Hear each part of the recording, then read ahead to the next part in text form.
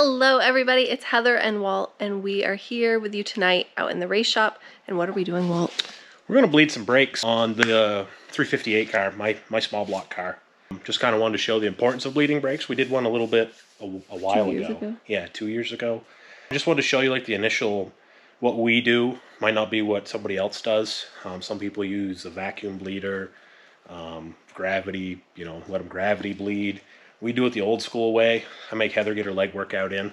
So she gets in, pumps the brake, and we bleed it. And there's a certain way that we go. Obviously, if you look at our brake system, which is right here, and it's kind of tough to see, but you see there's two shafts here. So there's one here, one there. This one, I believe, is the front shaft. I could be wrong. But pretty much it's broken into two separate systems. So this one shaft might run the front brakes, this one runs the rear brake. I think, okay, this one's the rear. I put it together and thought I knew what I was doing when it came to knowing which one was what. But I believe the bottom is the rear, top is front. So it's actually two separate systems integrated into one. So like when you push this brake, you can see that this one pushes further because we have the brakes dialed to the rear. So this is how, like in the car, we'll talk about adjusting brake. It's just this thing here, and what it does is it picks this rod up and down, which changes how it pushes. So if we push it to, let me turn it. I'd say that's roughly about 50-50, what we would call. You can see both shafts push pretty even. And then if we were to go all the way to the rear,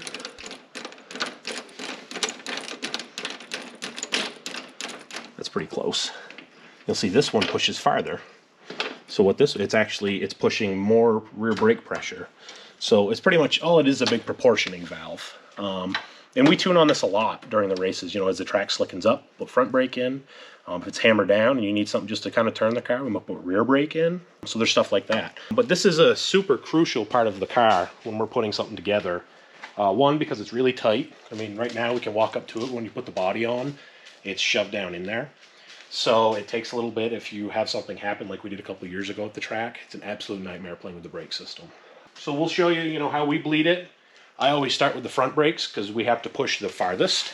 And like these here, the master cylinders, which pushes the fluid, the bigger one is actually to the front. So I think it's an inch piston because you're pushing farther. The back one, I think, is a 7/8.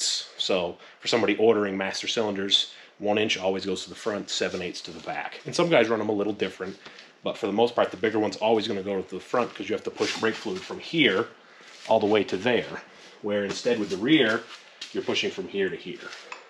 So it levels it out. So yeah, so we'll show you. We'll get Heather in the car and get her left foot workout. So stay tuned.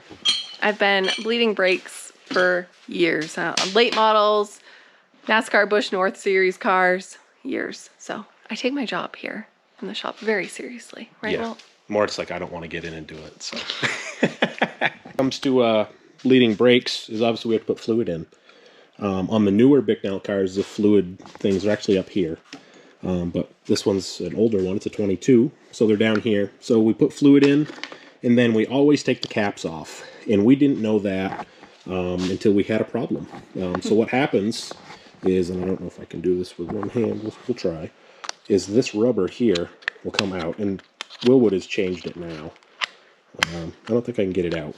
What will happen with the pressure, when you're bleeding the brakes, it'll pull this down and actually shut this tight, so no air gets through, and what it'll do is air bind the system.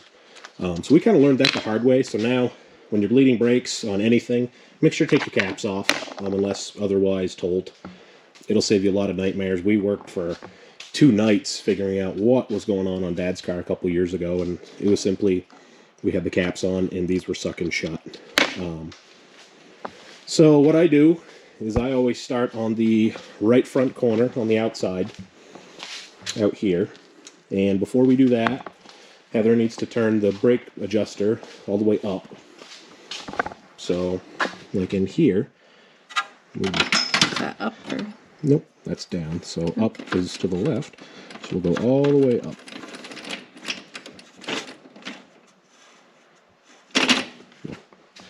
So now that's all the way up, and Heather's ready to go. I'm ready. So what we'll do is, right now we have all these bleeders actually open. Ready to bleed the right front. So I always start on the outside because that's where the fluid's got to push the furthest. And what we'll do is tell Heather to pump it up. So she'll pump the brake pedal, say 5 or 6 times. And you can hear it going to the floor. So, and then she'll hold it down. So it's like holding it on the floor. Let's see if I can hold this with my legs. And sometimes we have technical difficulties. Because what happens is these calipers have to be sitting straight up. Because if not, the fluid will run by. So let's get that reset. Put the brake pad back in. See, this just shows that we're not perfect.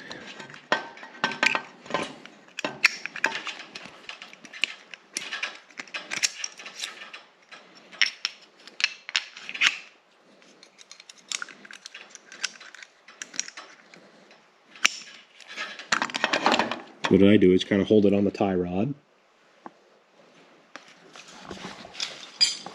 What we'll do is we'll hold this hose on, and I always use a bleeder bottle so there's less brake fluid everywhere.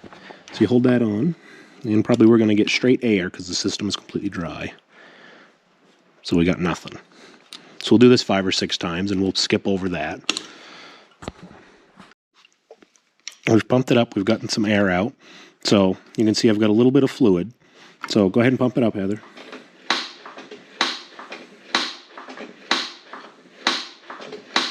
And she's holding it down, and you'll see a bunch of air bubbles. See all those? That's all air coming out of the caliper. So that's what we don't want. So when we're bleeding the system, we're bleeding it of air.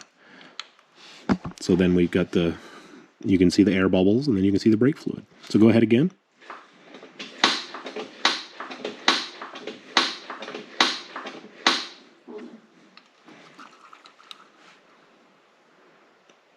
And so now that we have halfway decent fluid there, still air, we'll move to the next bleeder.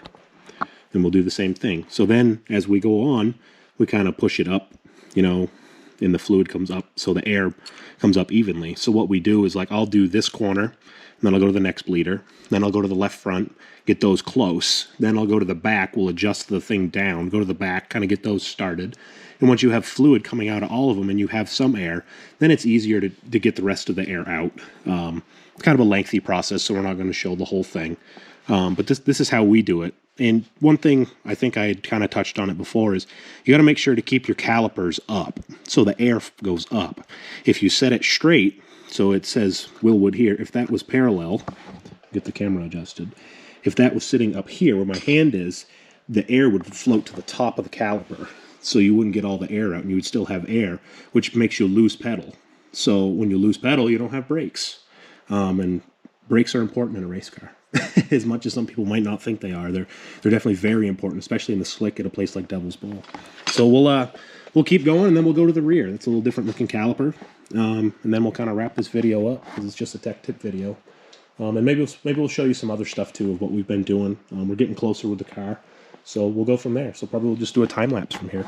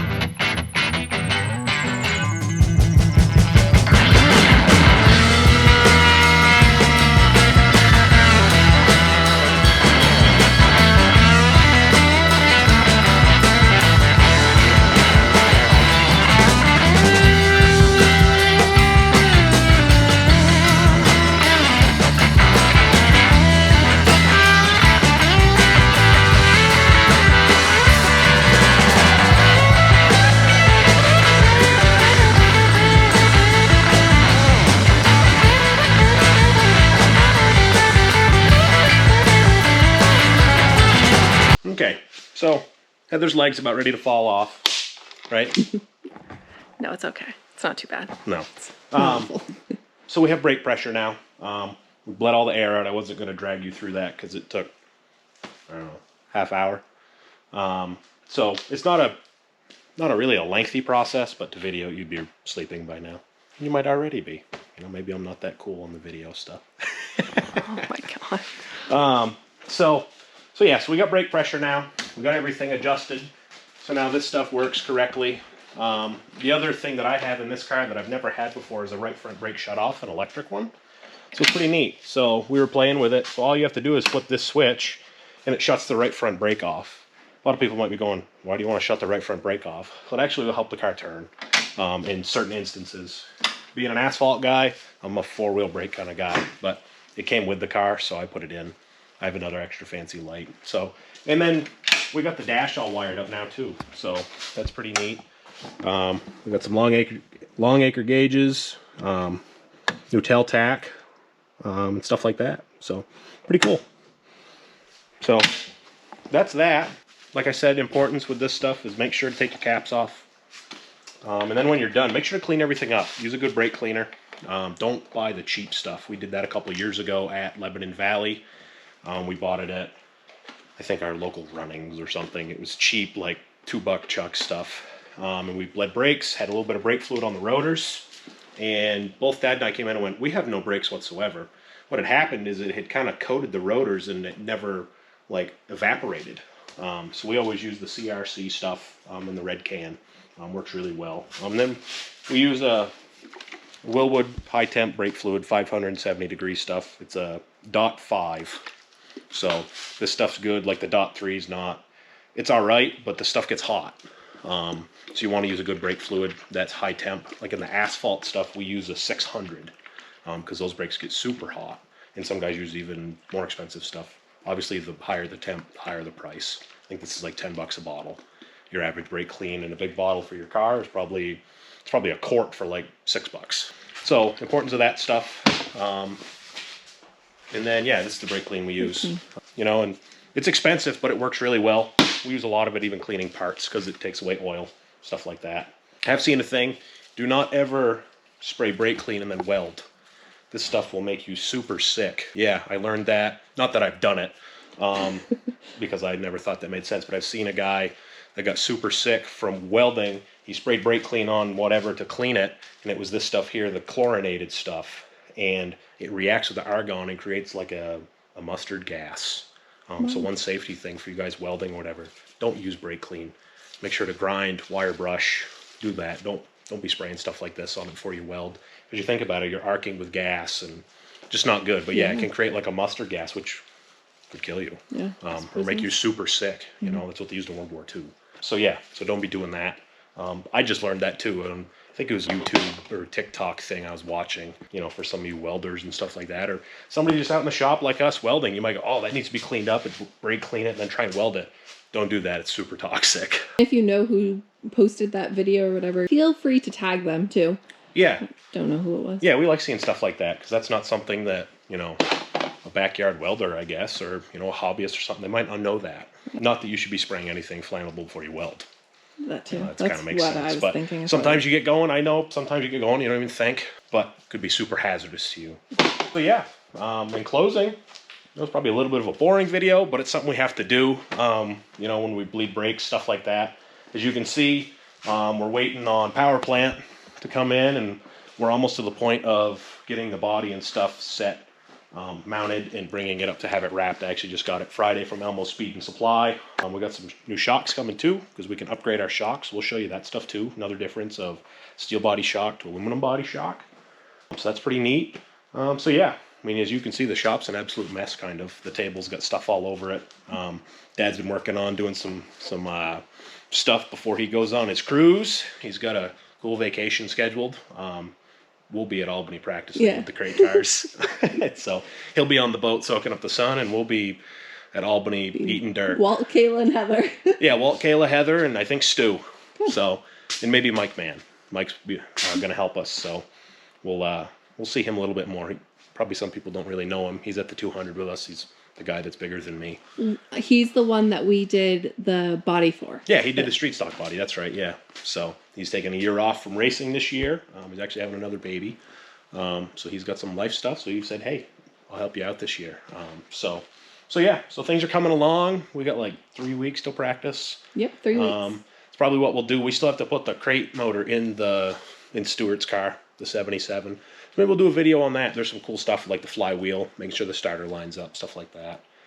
So maybe we'll do that and show us firing it up. So that one's ready for setup, and we'll go from there. But as always, thanks for watching.